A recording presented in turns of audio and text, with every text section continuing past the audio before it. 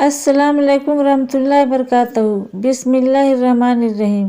میرے پیارے ناظرین، حضور نبی کریم صلی اللہ علیہ وسلم نے ایک مرتبہ حضرت جبرائیل علیہ السلام سے پوچھا، اے جبرائیل علیہ السلام، کبھی تمہیں مشقت کے ساتھ بڑی جلدی اور فوراً بھی زمین پر اترنا پڑا ہے؟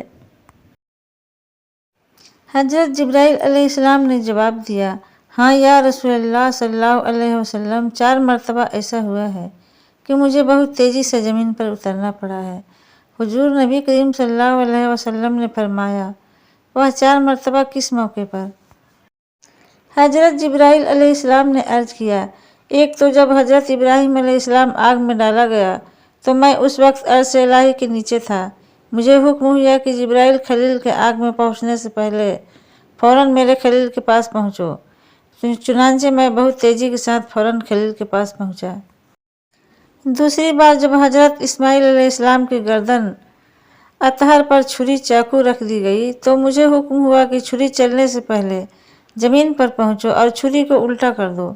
چنانچہ میں چھری چلنے سے پہلے ہی زمین پر پہنچ گیا اور چھری کو چلنے نہ دیا۔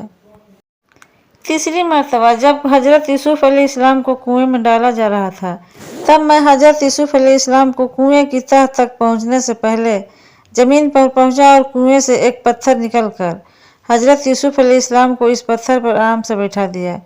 اور چوتھی مرتبہ یا رسول اللہ صلی اللہ علیہ وسلم کا دندان دانت مبارک شہید کیا گیا تو مجھے حکم ہوا، اے الہی ہوا کہ فوراً زمین پر پہنچو اور حضور صلی اللہ علیہ وسلم کی دندان مبارک کا خون زمین پر نہ گرنے دو، اور زمین پر گرنے سے پہلے میں ہی وہ خون مبارک اپنے ہاتھوں میں لے لوں۔ یا رسول اللہ، اللہ نے مجھے فرمایا تھا، جبرائیل، اگر میرے محبوب صلی اللہ علیہ وسلم کا یہ خون زمین پر گر گیا تو قیامت تک زمین میں سے کوئی بھی سبزی نہیں اگے گی، نہ کوئی درخت۔ چنانچہ میں بہت تیزی کے ساتھ زمین پر پہنچا اور حضور نبی کریم صلی اللہ علیہ وسلم کے خون مبارک کو اپنے ہاتھوں میں لے لیا۔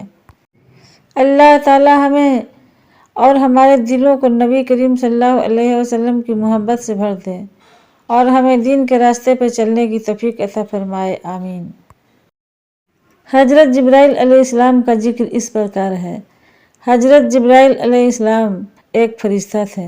جبرائیل کا کام اللہ کے آدیشوں کو نبی کے پاس پہنچانا تھا۔ کہا جاتا ہے کہ جبرائیل نے سب سے پہلے محمد کو حرا کی گپھا میں سورہ العلق کی پہلی آیت بتائی تھی۔ قرآن میں جبرائیل کا نام صرف 3 بار آیا ہے۔ سنت اور تفسیر ساہتیہ سے پتہ چلتا ہے جبرائیل محمد سے لگاتار سہایک بنے۔ پیغمبری پرمپراؤں حدیث کے ذریعے جبرائیل کے بارے میں وسترت جانکاری ملتی ہے۔ جبرائیل نے ہی پیغمبر محمد کو قرآن کا گیان دیا تھا۔ میرے پیارے ناظرین، اگر ہمارے ویڈیو کو ابھی تک لائک شیئر نہیں کیے ہیں تو لائک شیئر کر دیجئے، اور چینل پر نئے ہو تو سبسکرائب بھی کر دیجئے۔ کمنٹ باکس میں ماشاء اللہ سبحان اللہ ضرور لکھیے۔ خدا حافظ۔